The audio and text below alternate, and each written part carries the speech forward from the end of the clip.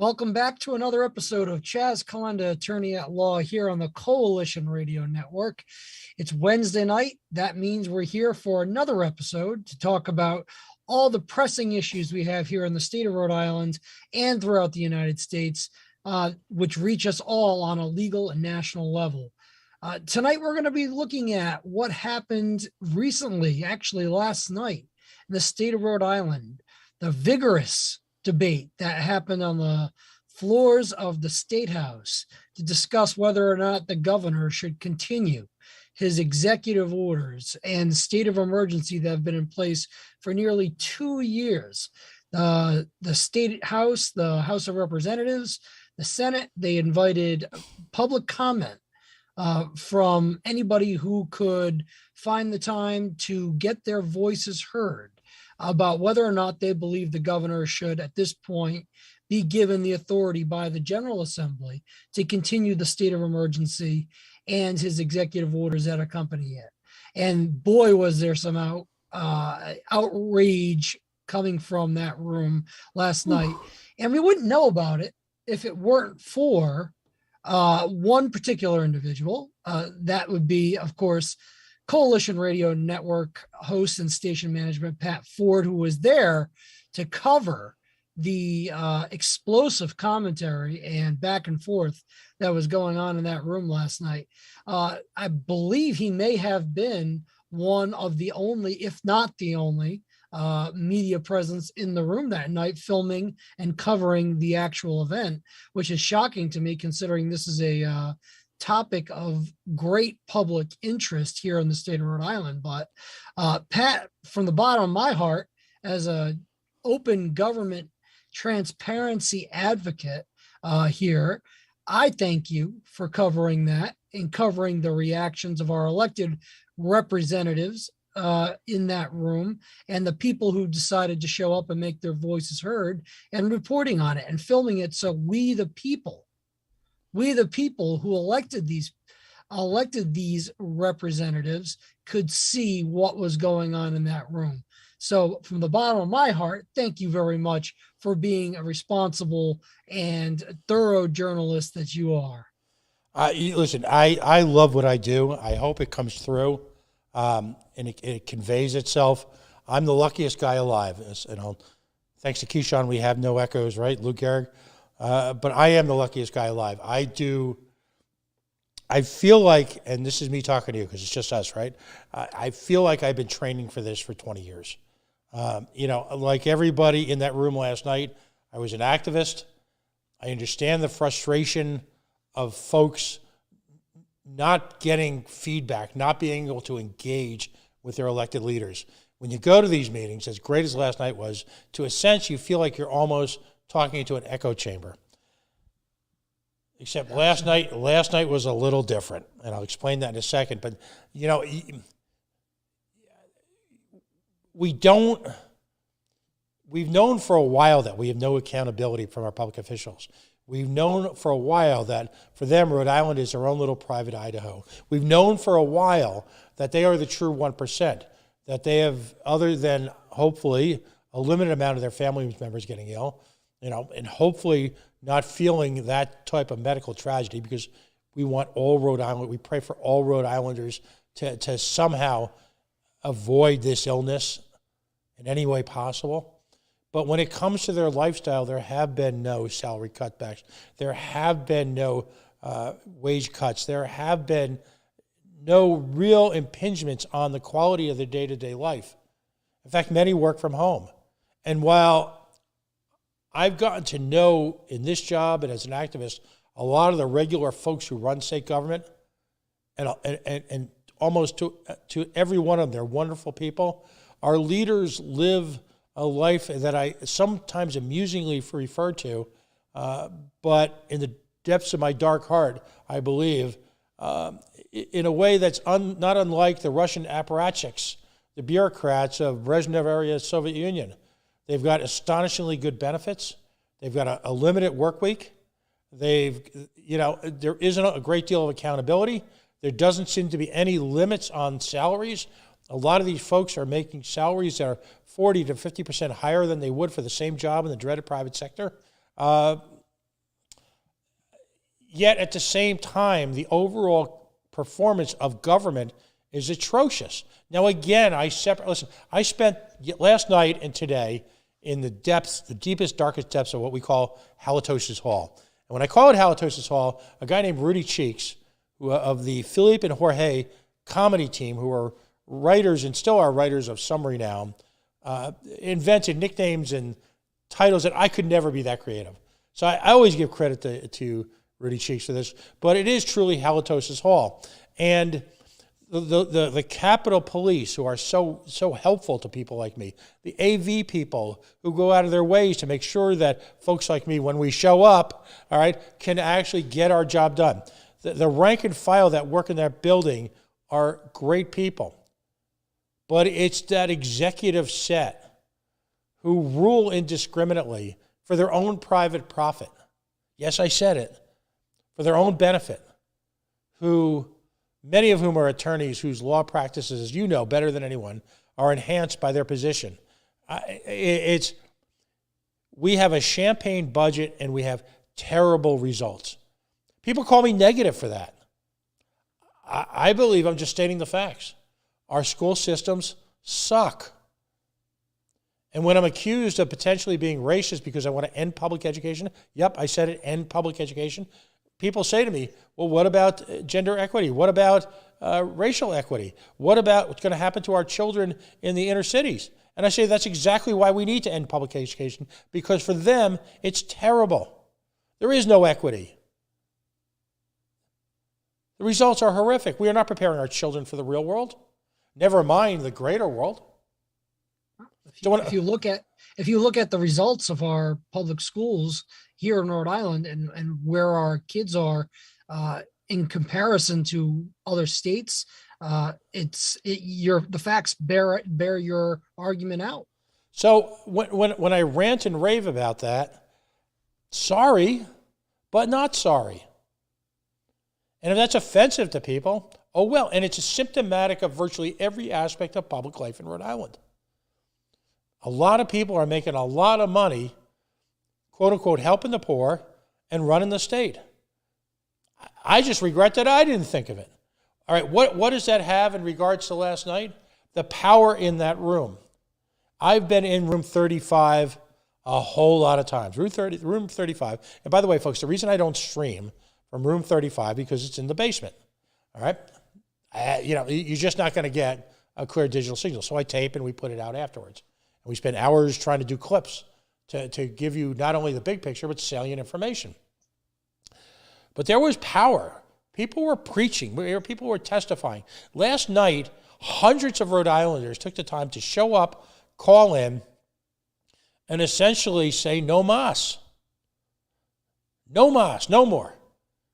To this crazy, out of control executive government. The executive power being demonstrated in that room and being unloaded on us, it's astonishing. I'll tell folks about how, who were the heroes last night, and there were some real heroes. Yeah.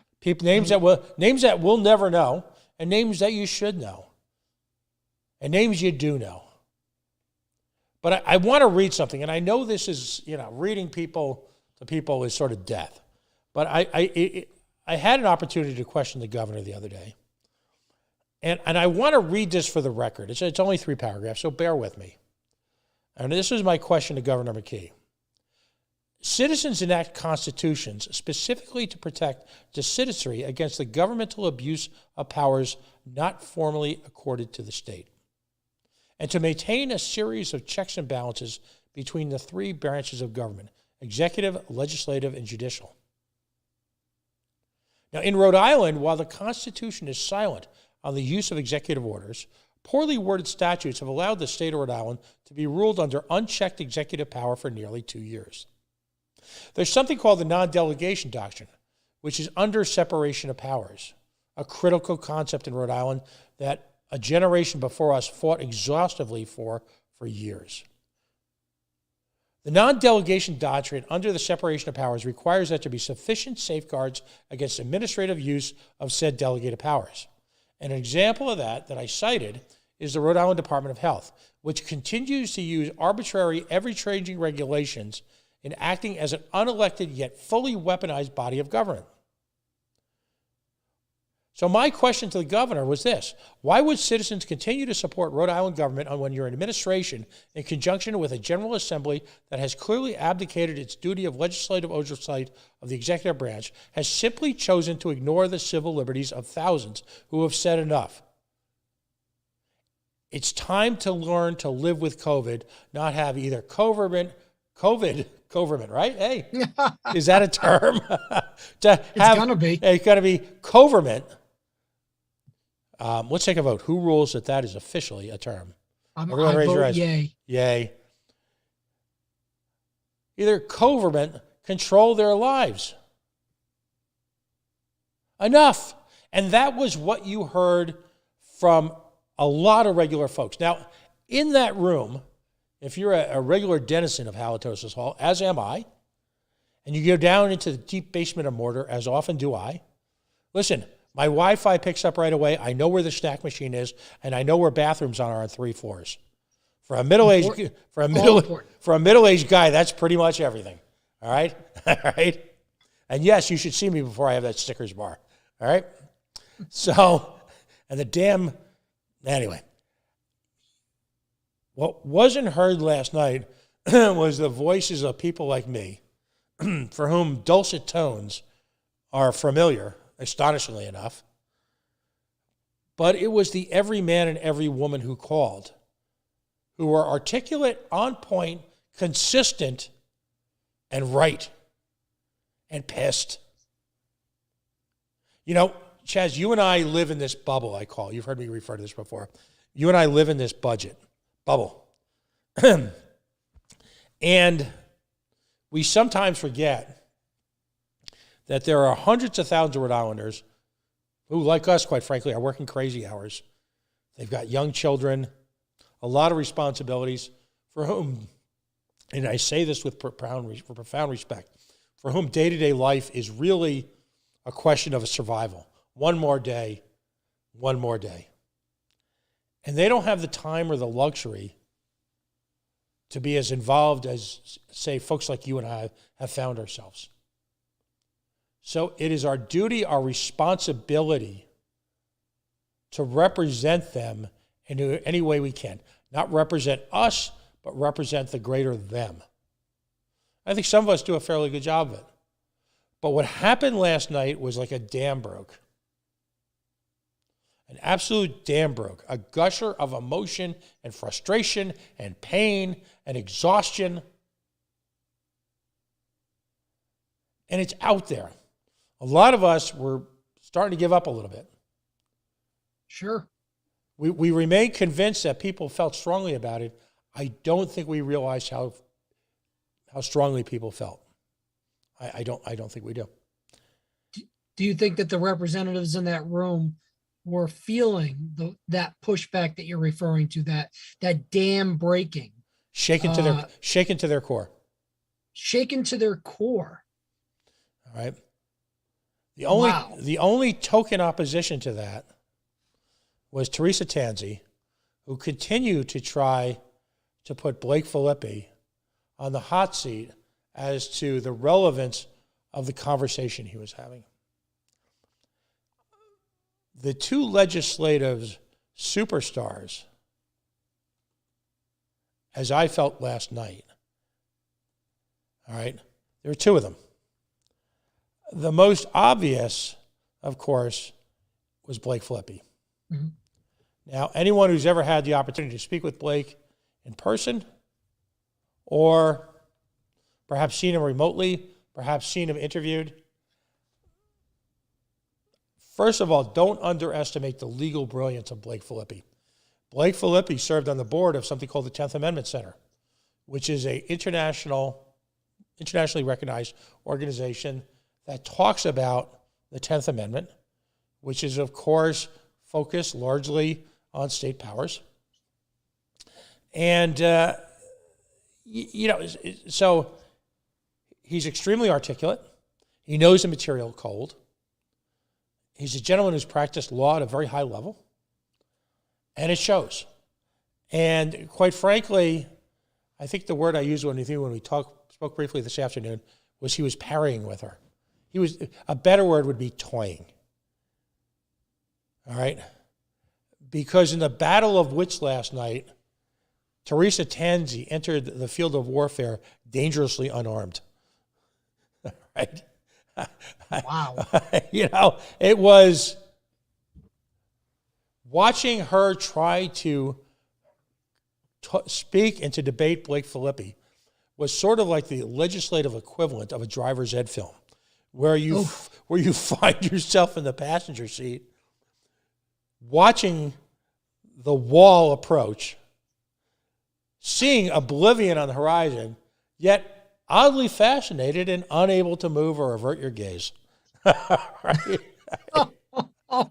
Now tell us how you really feel, Pat. I mean, my God. Oh my God. Because that's all she could do. I'll refer to it based on my experiences in some boards that I belong to, as the sort of parliamentarian nonsense that one pukes up, and I mean pukes up, when you have nowhere else to go. Right. When they don't want to have the debate. I mean, it was astonishing to watch. And they sat meekly there. All right, there's a few street terms I could use about what Blake made of them. I'll spare us for once. This is a whole new Pat Ford. No, this is the real Pat Ford. Now, so Blake was Blake, and it was just amusing to watch, because the cat and mouse. You know when the cat plays with the mouse and just tosses the mouse around a little bit with a ball, with a little bit of yarn? That's what was going on there. That's almost embarrassing, to the point that there's a sitting state representative being toyed with to that level. The second more surprising, and when I say this, I want to be very careful. Brian Newberry is a smart, sophisticated attorney who is very, very strong on civics, government. Typically, he's been a lot quieter. He's not, I don't want this to seem negative at all. He's not a flashy guy. Very, very smart. Don't ever underestimate Brian Newberry's horsepower. Brian Newberry was on fire last night. The pair of them, it was quite honestly a sight to behold. It's reminiscent of 1980s steel cage death matches, and the two of them were just. What's the move when they jump up on the rope? Somebody help me with this, and together, and just that's what it was like. The flying elbow smash off the top rope. I knew you would know that. And that's what it was like. Now, the evening opened up, and forget the voice. The voice is a little shot at this point. The evening opened up with, as is always the case, the cognoscenti, the expert witnesses, the hoi polloi, if you will, of Rhode Island state government. And there are a lot of people who object to that. And I don't. as someone who's had to wait sometimes till 12 or 1 o'clock in the morning to testify back in my activist days, as someone who's had to do that, I find it's to my advantage because number one, when I testify, it's to the camera. It's not to the people sitting in front of me. I don't think I can change their opinions. It's going to be brute electoral force and the voice of the people that's going to force them to acknowledge the intellectual superiority of the other opinions. But it allows you to sit back and hear all their arguments. Mm-hmm. A few years back, it was the annual rite of passage, the soda tax bill. And people should know that I loathe the concept of the soda tax because it's built on lies. And Big Soda was there, and then there was Little Soda. And of course, someone whose family I have great respect for, an individual I have great respect for, is John Zambato at the legendary Yacht Club Soda Company. So I always feel like when I'm there, I'm on a personal mission for him. And one of the representatives, I think it was the Heart Association, got up and spun the big lie, which was that in Philadelphia, when the soda tax was enacted, soda sales went down 50%. So, you got 45 minutes or an hour to kill. I already kind of knew the answer, but through the miracle of Google, I verified it. So finally came my time to speak. I pointed out the big lie, and I use the L word, the lie word. Sometimes I say prevaricate, but very often I just like to throw the lie word out there. Soda sales hadn't gone down by 50% overall. The suburbs directly outside of Philadelphia experienced a compensating increase in sales, which of course cost inner city businesses, which in the case of Philadelphia are primarily minority owned, a great deal of money. It's a profit factor that allows you just to keep the doors open. So I got to ask the head of the Heart Association and a variety of members of the Solons, the wise men, if you will, our spiritual leaders at Halitosis Hall. I didn't know you guys were, I know you guys were anti-small business, but I didn't know you guys were racist as well. All that money that you cost folks in the majority community that contributes or constitutes most of Philadelphia business, I'm shocked and I'm appalled. You certainly aren't going to try to do the same thing to inner city urban core entrepreneurs for whom soda and other associated beverages constitute a significant part of the income they need to keep their doors open. You're not racist like they are you? Sort of like the equivalent of the legal question of when did you stop beating your wife? You've seen a trend here, right? So, yes. So anyway, the people that opened up the conversation were, of course, what I call the usual suspects.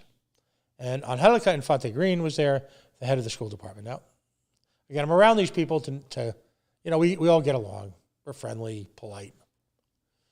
But her entire objection, and this is where I want you to come in, her entire raison d'être, there you go. Boy, did I just butcher that. But the reason for being was because of their ability to hire retired teachers because of in the crazy patchwork quiltwork of laws that constitutes Rhode Island. You've got this whole, you're a retiree, but you can't work again because you're double dipping. How's it up? God forbid we just hire people on their skills, right? And the need we can't do that. The need to have them work for us because there is now, shockingly, a shortage of substitute teachers here in the state. And we have teachers going down for a week or two with the dread COVID or the ill or the flu or whatever it is. We got a situation.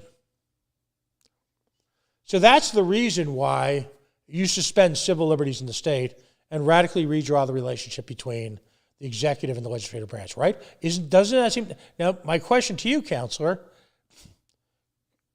and the question raised by the legal team of Filippi and Newberry was, I don't know, can't we just change that by statute? Can't we just change that by statute? Yes, you can. Yes. 100%. That's the way it's supposed to work. Right. That's how our government is set up. The legislature makes the laws. The executive branch does not make the laws. They enforce the laws. And why hasn't the government, the General Assembly in this case, who've been, by the way, confirming judges, magistrate, patronage positions, department heads, considering bills, all sorts. I looked through probably 50 different bills that have been introduced into the House and the Senate. They're conducting regular business. Why can't they go now and conduct regular business on a regular basis? Why do they need to invoke the emergency statute that gives the governor all this ability to do this, to do these suspension of civil liberties when the General Assembly is functioning just fine, relatively speaking? You think? And that's the only reason she had. There was no other reason that she could proffer, as it were. And I'm sitting here going, because that's all she had. Well, what else can she say? What else can she say? I mean, she's obviously interested in the area that, you know, her so-called expertise comes from. And she's seeing, you know, this from a, you know, I don't know if it's just a dollars and cents perspective, but from a, you know, a difficulty perspective of having schools do their job. I don't know, but I mean, what else can she say to justify extending, quote, 2 weeks to flatten the curve to now over 2 years?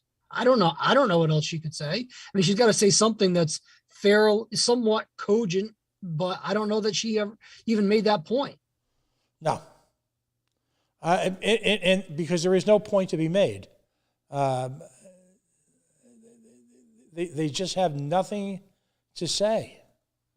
So then we went to the Department of Health. And a guy who I like, and here's the thing, what happens is you spend too much time in the building. You're like me. You know, you like everybody. All right? You just do. You got to get along with people. Right. You just do. So I like these people, even though some of them are thieving bastards. But a guy that I genuinely like is a guy named Neil Heitman. Forgive me if I mispronounce his name. I met him years ago when he was a campaign manager for Ken Block. Now he's a spokesman or one of the honchos at your and mine, Rhode Island Department of Health. All right? Oof. Not a good look for him last night. Grotesquely misstated numbers. Just wasn't in touch with reality. It just struck a lot of us that he was just making shit up. So a continuation of what's been going on at the Department of Health for the last 2 years. And a reflection of the new leadership. Because nothing says winging it like Dr. McDonald does it. Oh, I am still reeling from the shock that he's been promoted to interim director, given his less than impressive, and I'm being generous, less than impressive testimony at the parents' mask case in front of Judge Lanphier. Because, I mean, if he was my witness, I probably would have withdrawn my case. I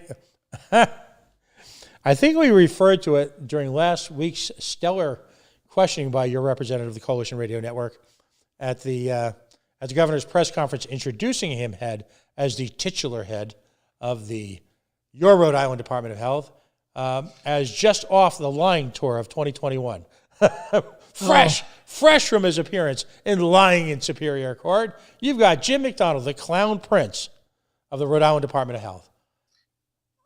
And that's not an exaggeration. Here's a guy who admitted on the stand he did not even bother to look at studies that did not comport with his own opinion. I mean, how that man was allowed to testify as an expert without being an actual expert. So I'm saying that not to diminish his credentials, but I'm saying that as somebody who's going to testify as an expert in a case needs to be aware of all, or at least a vast majority of studies that are going on in the field that they you hold themselves out as being an expert in, so they can offer expert opinions on whether or not that study is valid, what their rebuttals are, if any, or whether or not that study is actually something that we really need to consider. And he admitted he didn't do it. That alone should have disqualified him. I could only assume that they want him in there because he is a complete toady. That's spelled Toady, toady. How's that? Have you heard that the toady card been played lately? Not lately.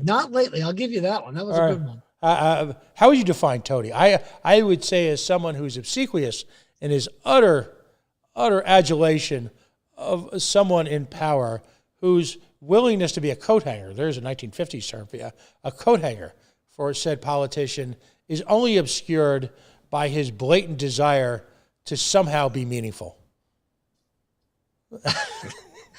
For once, I'm at a loss for words. That was a mouthful, and I don't think I could say it any better than that. And by the way, coat hanger is an old term that goes back to 50s politicians. And a coat hanger is someone who would follow a politician around, all right, and literally, when it came time to come in, he would take the coat off so that the politician could gracefully lurch right into the heart of the conversations or the meeting or the matters at hand. And when it was time to go, without even looking, would hold his hands back so that the coat could be gracefully placed on so that he could then whip his scarf around and leave the meeting gracefully and with a dash of flair. The coat hanger is slathering, if you will, approval, marching closely behind him. Accidents, of course, would occur if said politician stopped too quickly because the nose of said doctor would be firmly up said politician's ass within moments. All right? So, so this is what transpires for leadership. Again, I'm going to call it now the law firm of Blake Filippi and Brian Newberry, because it was rat-a-tat-tat-tat-tat last night. And just sorely needed. But in this environment. What was also impressive is they also knew when just to get out of the way and let the people talk. Right. And other winners, Rick Southwell got up there and just, I mean, my eyes were watering, the flames that were coming out there. And I don't think, I'll tell you what they weren't prepared for. When folks like Rich got up there and delivered, what was palpable in the room was the pure human emotion. These are people who had waited, in some case, 2 years to get up and have their say. And boy, they said it. You know, Matt Allen of WPRO fame, noon to 3 o'clock on AM 630. Always a great listen. All right? He talked about it, as someone who was watching. If you were in the room, and Matt, by the way, gives great coverage of this. A lot of common sense arguments. Listen to his show. But if you were in that room, you felt the fire. And Matt sensed that. You felt the fire.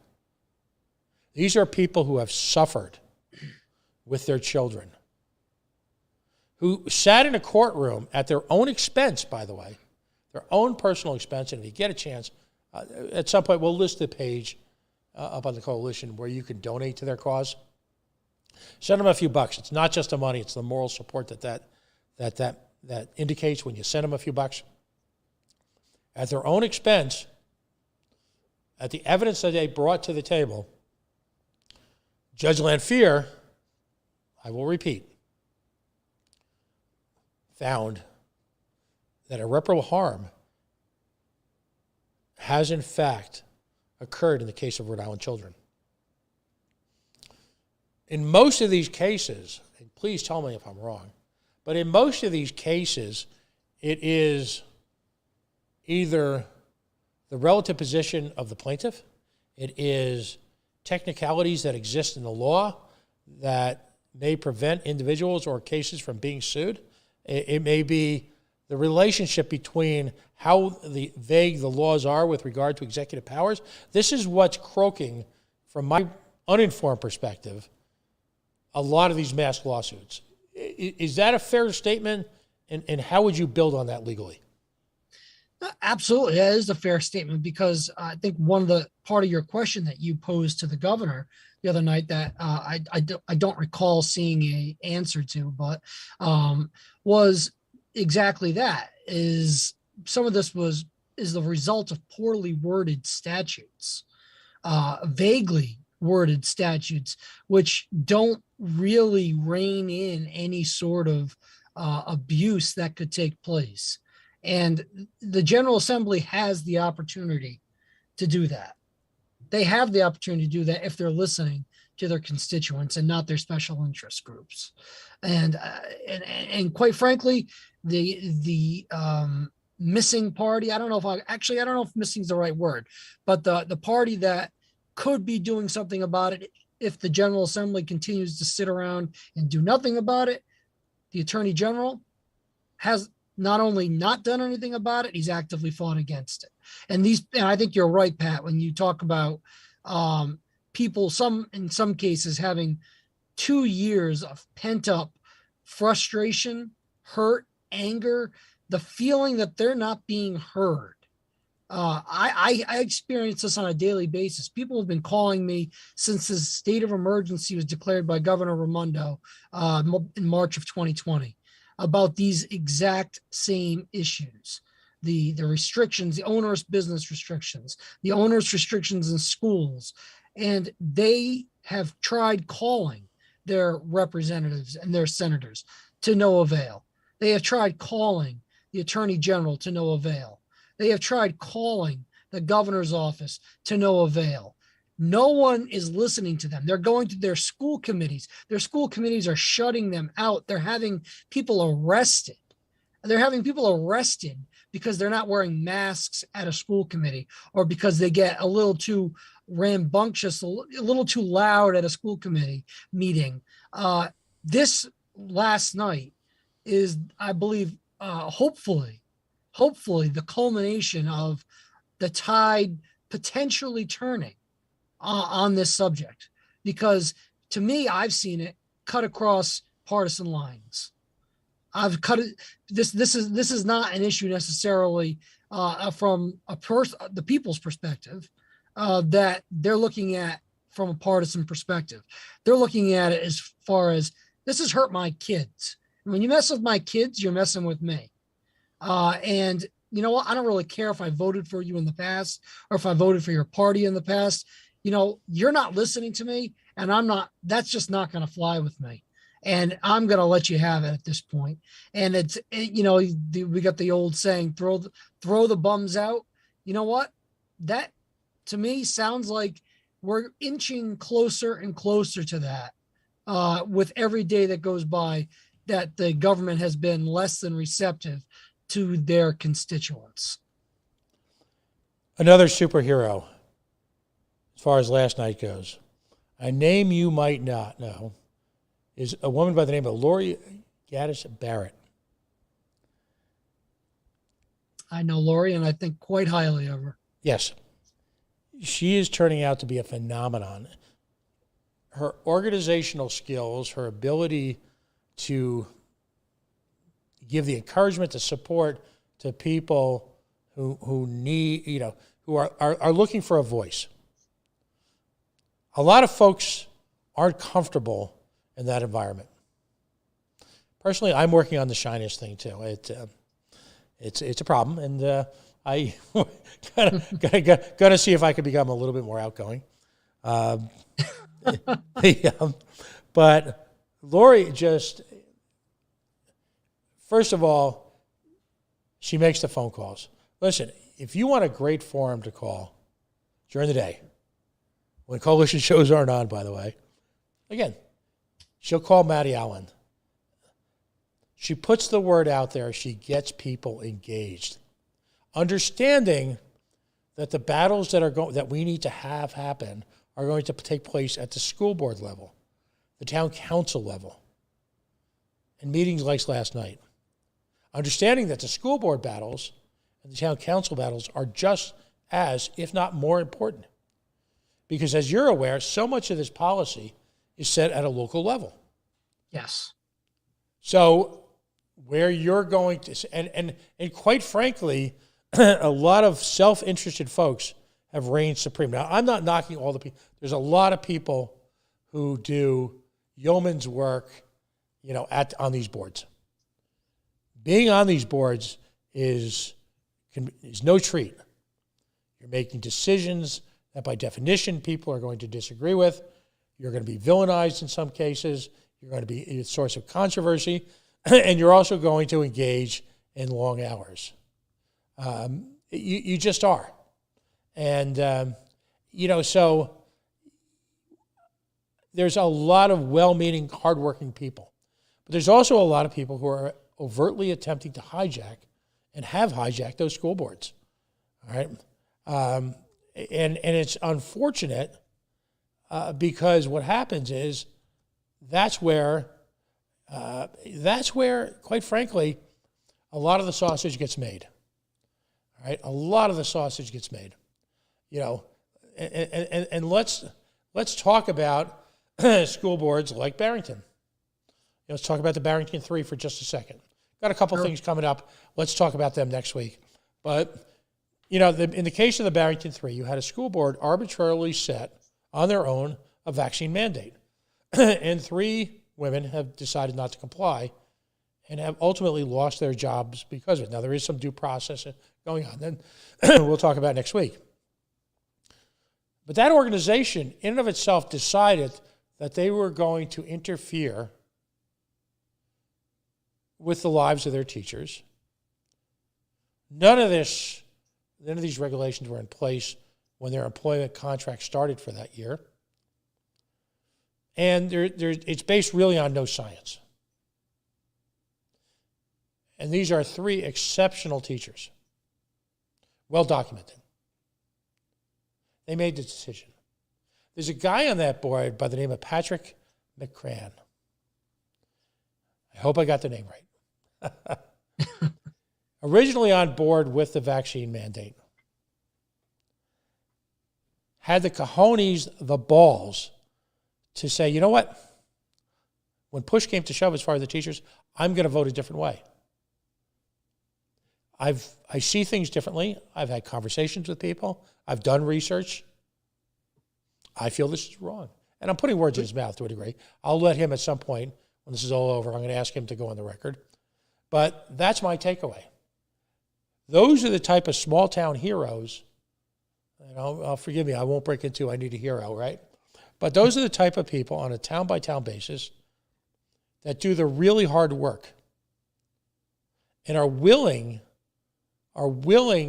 to change their minds in the face of additional information. How often do you see that? I mean, never.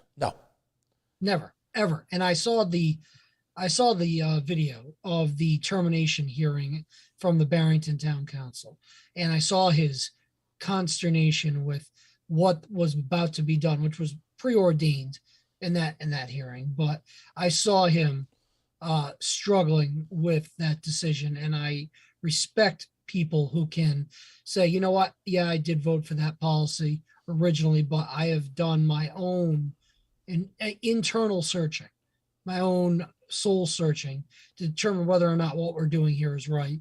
And I've come to a different conclusion tonight. And, if that's indeed how he felt, he should be praised for that, because it doesn't happen anymore. No. But we need more Patrick McCrans. Folks, now we're approaching the time of year where in a number of municipalities, not all, but a number of municipalities, a number of school boards, a number of water boards, a number of town councils, a number of harbor organizations, they're all over the place, are going to be up for election or appointment. Listen, I'm not going to mince words. A lot of these boards require a lot of work. but it's time for communities to step up and take back control of their own destinies. Does that 100%? Now, when I say destinies, does that sound a little exaggerated? No. It's not exaggerated in this situation. Your school board will have more impact on the life of your family than the General Assembly, the governor, any of them. More than the President of the United States. Yeah. It's right there. Make government local again. Take back what is rightfully yours. You know, on one hand, you'll see the complexity of some of these decisions. And you'll say to yourself, all right, maybe some of these people I have a little bit more appreciation of or a little bit more understanding.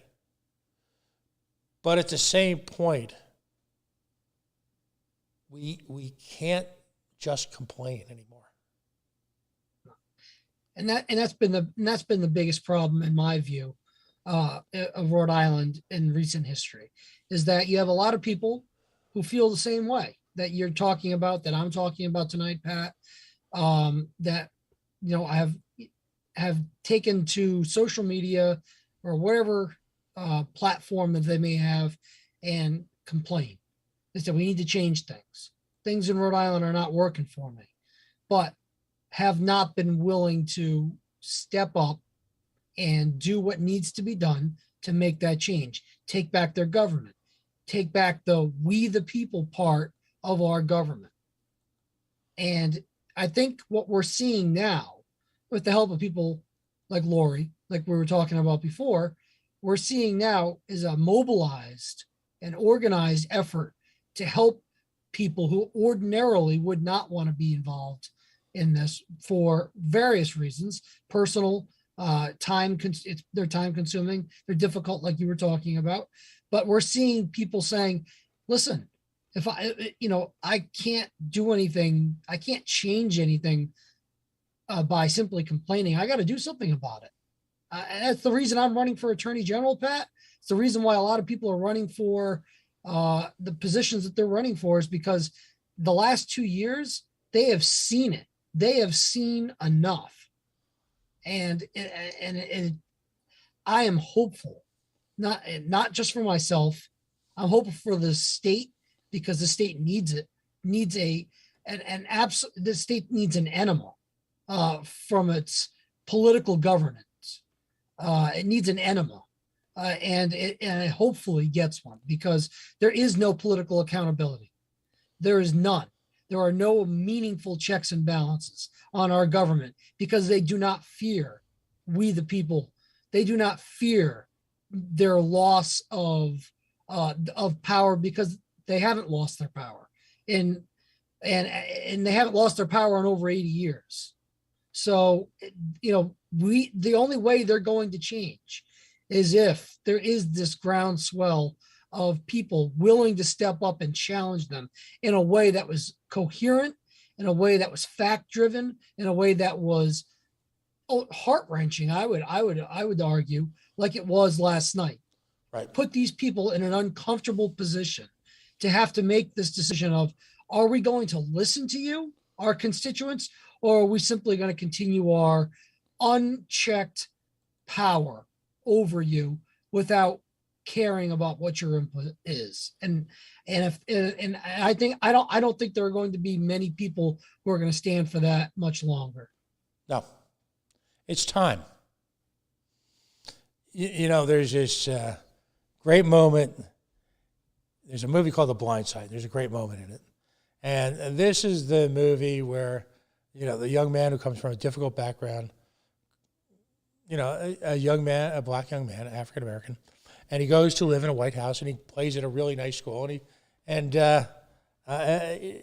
he plays football, and he ended up playing, I guess, football for the Baltimore Ravens, I believe it was, Michael Oker. And there's this funny scene, but it's poignant all the time at the same time.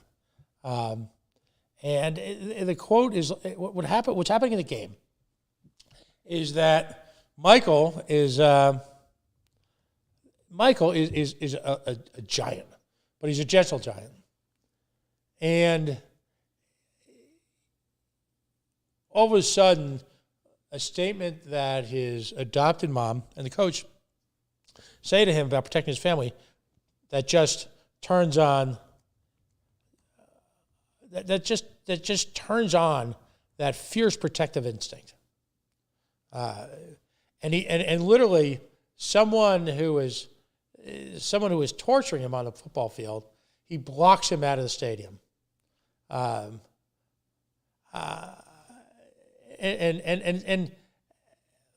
he literally blocks him out of the stadium. And I think he said something effective. I'm sorry, coach, it was time for him to go home. And it's time for a lot of these guys and gals to go home. It is. You know, the visceral disgust on the faces of people like Teresa Tanzi when reacting to the great unwashed. I just had this mental image of her just going home and saying to her friends, Lovey, you won't believe what happened at this Capitol building tonight. These people showed up and they expressed a desire for something, civil liberties or something like that. What will they say at the ACLU? You know? And they seemed rather upset. You know. They caught, I believe they caught her in a rather unflattering photograph last night of her reaction while some of these people were speaking, and it was almost to the point of why do I have to sit here and listen to this? It was, in my opinion, quite the unflattering photo. Right. So we need more of last night. I guess that's the thing. Again, we can't leave it up to Lori Barrett to do all the organizing. There's a lot of great people in the Parents Union. There's a lot of great people in the Freedom Fighters. Paul Rihanna continues. Paul Rihanna had great moments last night. A lot of powerful stuff there. You know, he spoke to the notion that you've had this group of folks who put their lives literally on the line. And one of the most heartbreaking things I've seen in Rhode Island politics has been in the last year when I see these signs from these folks who did literally the Lord's work at these hospitals, literally wore trash bags as PPE, literally dealt face-to-face, arm in arm with people suffering from COVID. To have to say that they've gone from heroes to zeros. Paul was on fire last night. As he should be. As he should have been. And as people who represent our state, they should be ashamed of that policy. They should be absolutely ashamed of what they have put those people through, particularly in the early days of the pandemic, when we really didn't have all this information that we have now. And these people were literally putting their lives on the line for something that we really didn't know much about. Right. And it's embarrassing, if you're asking me, and you know, maybe nobody's asking me, but I'm asking me.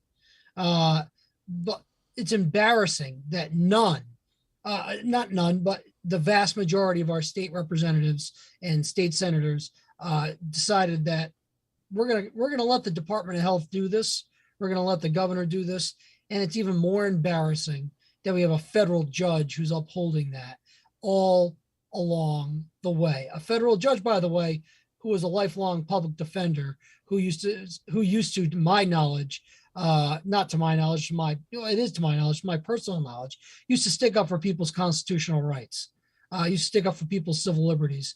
I don't know what happened there, but it's an embarrassment to our state. And you know what's incredibly disgusting? You know, I spoke to Paul yesterday. I spoke to Paul at the State House. They were laid off last fall. In certain cases, they're just starting to hear their appeals for their unemployment compensation literally this week. Which are going to be dog and pony shows. How the hell is that possible? It's possible because the Department of Labor and Training makes it possible. They're an administrative agency. There are no safeguards of administrative abuse, just like you asked the governor, Pat. There are, this is This is exactly why the non-delegation doctrine exists, because you cannot have administrative agencies running wild without legislative oversight, or in this case, even judicial oversight. Nothing stopped the judiciary from getting involved, but the judiciary has been essentially a rubber stamp for everything that's gone on anytime it's been challenged at this point. I'd say Judge Lanphier gave it a good effort, but even he was reluctant to get involved into this. But it's, at some point, this is what we get to. This is what we get to. We get the pure visceral outrage from the people who have had to go through this process. And now they're just sticking it to them, even with the unemployment hearings. We know what's going to happen. We know what's going to happen at the administrative level. They're going to lose their unemployment hearings, because that was the carrot on the stick that they kept saying, that the Department of Health kept holding out there for our healthcare workers to say, get the vaccine, and, or whatever it is. If you quit, or if you resign, you're not going to get unemployment. If you get fired, you're not going to get unemployment if you don't get the vaccine. That was their way of trying to coerce people to do it. They didn't do it. Not only did they hold off on giving them these hearings, they're now going to deny it, and it's going to require another court to get involved to review those decisions. Right. The moment when Paul Rihanna spoke to having food drives to support medical workers who had been fired by the state at a time in which we're hiring infected workers, and I use that term loosely, obviously, at a time when we're importing highly compensated, overcompensated visiting nurses, at a time when we've had to deploy the National Guard, you could have heard a pin drop. Enough said. I would hope that would be the reaction. There's what else? What kind of rebuttal could anybody give to that? I'm fairly good at making arguments in court, but if that's what you're coming at me with, that's a pretty hard act to follow. And I know that I've left a lot of people out. There's a lot of, there's a lot of people who showed up yesterday, today, Calenda. All sorts of people showed up. And so, I'm mentioning people who are at the top of my mind right now. But sure, clearly, a significant part of Rhode Island last night got up and again said no mas. And how much time were they all given, Pat, to make these points? A minute. 2 minutes. A minute, 2 minutes. Yeah. It's incredible. It's amazing. But even with that 1, maybe 2 minutes, they were able to, in your words, I think earlier tonight, shake those legislators to the core. Yeah. That's an impressive feat. Hopefully last night was the beginning. We need to see more of it. Right. We need to see more of that. If you want real change in the state, you need to hold your elected officials accountable. They may be nice people. Like you say, Pat, people get along. You may not agree on every issue. We may not all see things the same way, nor should we. We should always have a healthy, robust debate on these types of issues. But at the same time, you know what? When they're not listening to you and they're not being responsive to your concerns, you know what? Your favorite state legislator who's not being responsive, time for them to go. When your favorite state official is not being, state officer is not being responsive to your biggest concerns, time for them to go. Time to bring in someone who will be accountable, who will feel accountable, who will feel that they have a duty to represent your interests as your elected official. And right now, we are sorely missing that in Rhode Island. I hope 2022 is a year that Rhode Island has the Great Awakening, and I mean that in a general sense, not in any sense that the media has been using it recently, but I hope there is that great awakening amongst the Rhode Island citizenry that we have. We've had enough. We've had enough of this executive rule. We are not in a monarchy. We are not in any sort of top down, you do what you're told ruling type of state. This is not North Korea. This is not any one of those types of dictatorships where we all have to sit here and take it under the penalty of we lose our livelihoods. Mm-hmm. And it's embarrassing, the lack of action of many of our leadership, so-called leaders of our government, that they have done absolutely nothing to take action to fix this. Well, at a moment like this, I say, bring us home. Well, it's been, I think this is an issue that needed to be brought to everybody's attention. Not that it wasn't. It's been, and thank you again, Pat, to you for making this the issue that made the top of the coalition radio's top list of their priorities, because it wasn't the priority of a lot of other news organizations to make sure that this was properly covered.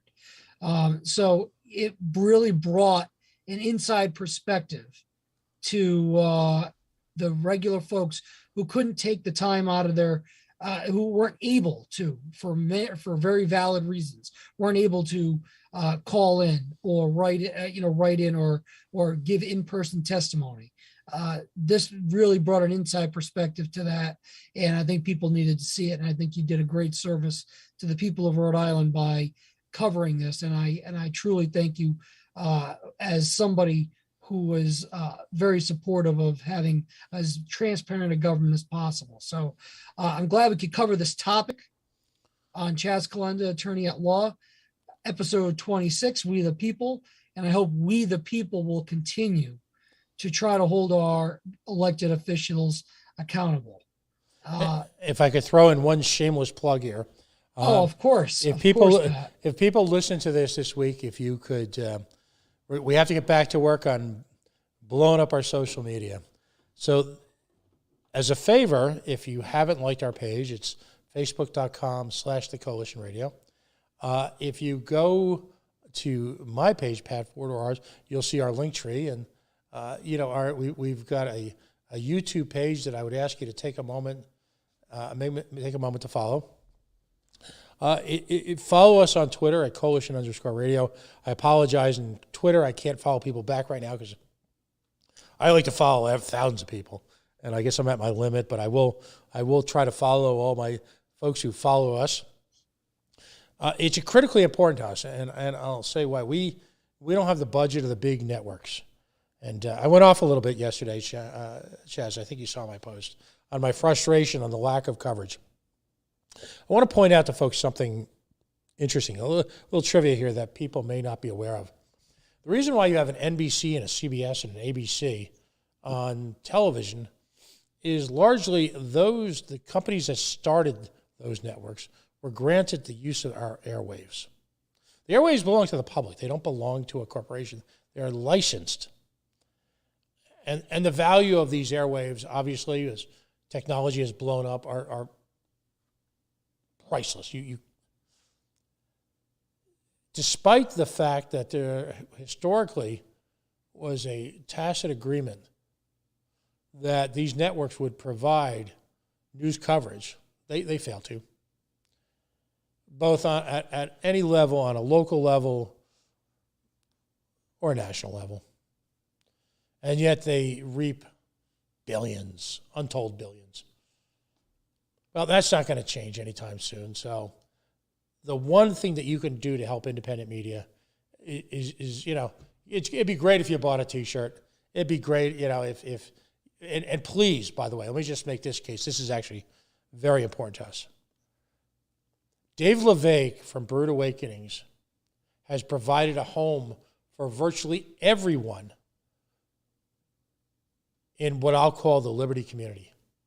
People who support civil rights, people who support civil liberties, people who support the rights of the individual, people who support our Constitution, people who support natural rights according to Dave LeVake has gone out of his way to provide a home for fundraisers, and I'm just not saying political ones.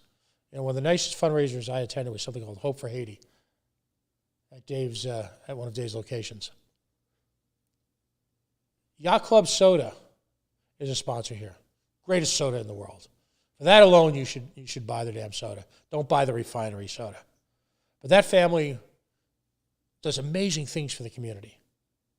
Gracious in their time and their support. These are people who, quite frankly, given the polarization of today's politics, invite a great deal of public pressure on their businesses, their personal businesses, by helping members of the community. We need to support them. Go buy some Yacht Club soda this week. Enjoy the greatest root beer on the planet. If you're in Warwick or Cranston, you see Dave's spots, Brewed Awakenings, swing by. In Warwick, on Bald Hill Road, they even have a drive-through now. Absolutely. Don't go to Dunkies. Come on. What has Dunkin' Donuts done for the community that you live in recently? No secret. I'm older. Middle age is here, maybe a little more. It's tough as you get older to make new friends, right? Certainly. Chaz, you're a friend. Dave LeVake's a friend. John Scambato's a friend. Anna O'Rourke's a friend. Lori Matters Garrett's a friend. Meg Potter's a friend. Support this entire community. Rich Southwell, understated Italian, brilliant man. He's a friend. These are all people working not just for their own self-interest, but on your behalf. Whatever they're doing, support them. Find members of our community. Support them. Crystal, who has done yeoman's work in terms of advocating for families whose children are forced to mask. Listen, if I missed anybody, I apologize, because I could go on for a couple hours with this. But this is a time of crisis, and there are individuals stepping up in the community. Everyone I've met in this community has superpowers. It's just a question of figuring out what they are and harnessing them. And lots of people play different roles. Organizer, maybe you're comfortable being that public face, maybe you're not. I met a couple of wonderful women last night, both of whom, it's funny, I'd never met each other. They're both mechanical engineers. Wonk heaven, have done exhaustive research on their own.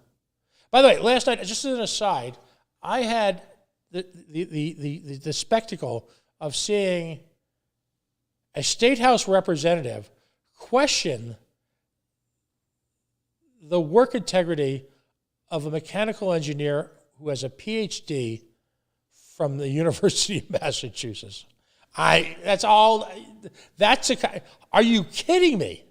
May I ask what the qualifications of said representatives were to question those credentials? I think he's like a chiropractor or a dentist or some crap. See. Which, God bless you, but stay in your lane. Right. I probably am guilty of that too. I pretend to be a lawyer every week on this show. But anyway, that shameless plug went a lot longer than I intended it to. But needed to be said, and I couldn't echo that any better than you just said it, Pat.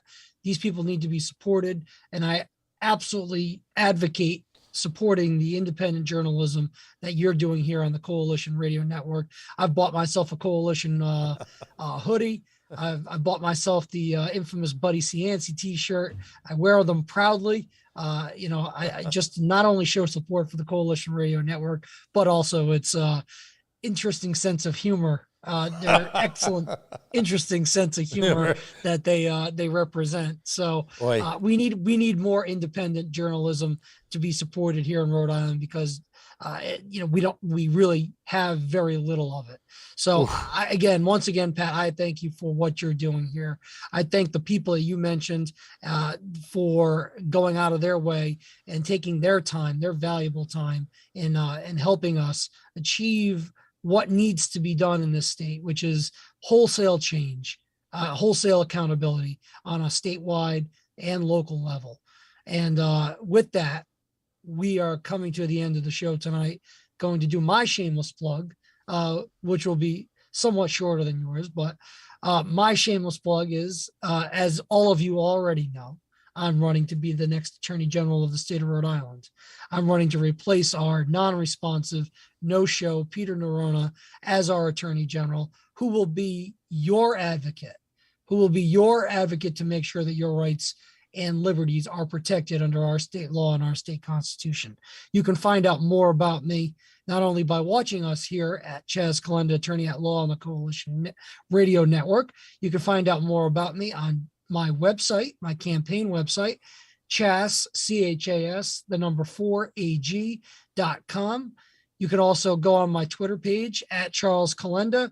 You have a nice QR code there where you can get to my link tree, take you to every single place that I am on the social media worldscape, and find out more about me and how you can volunteer and donate. If you're looking for legal advice, I work at the law firm of Inman and Torgy, which is at 1500 Nooseneck Hill Road in Coventry, Rhode Island, 401-823-9200.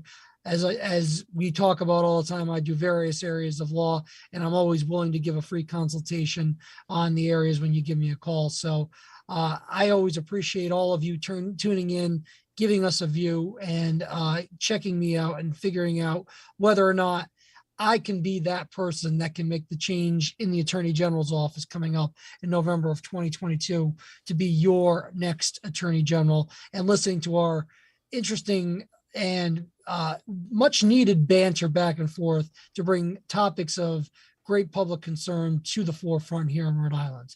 So once again, thank you for joining us here at Chaz Calenda, Attorney at Law at the Coalition Radio Network.